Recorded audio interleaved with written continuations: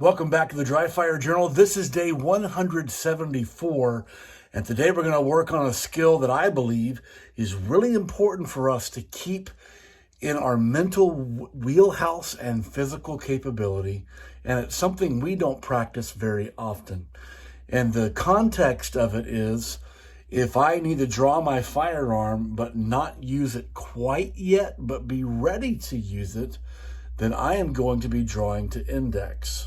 That means that I may need to be able to come from low ready and present to target, or come straight out to target, but maybe not make the decision quite yet to press the trigger. So, do you practice enough to keep in both your mental wheelhouse and your physical capability to be able to keep your sight on target while going from index to trigger? See all this little movement that happens as I go from here to here?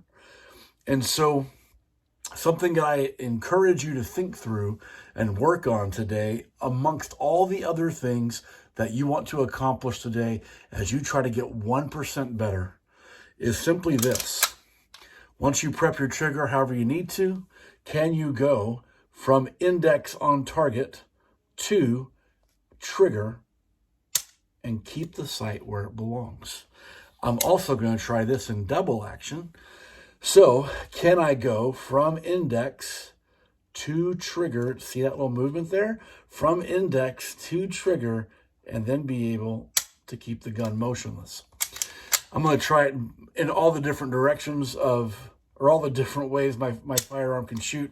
This SIG can go double or single. So I'm trying both.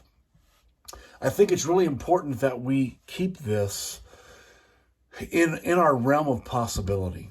I've been talking recently about the need to be able to draw to low ready, and keeping that with like 10% of our draws dedicated to that. I think we also owe it to ourselves and the people that we love enough to protect. And I want you to hear me very carefully here.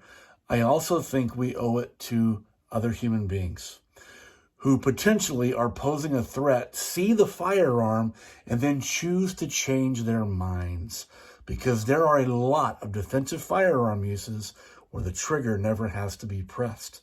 So that means that I need to be ready for the firearm to be a deterrent from here or from here, and be ready to not use it, or be ready to use it, because the problem is the situation that would cause me to need to use this is completely not of my choice. We are playing defense, not offense. That means we don't get to pick the time, the place, the circumstances, the lighting conditions.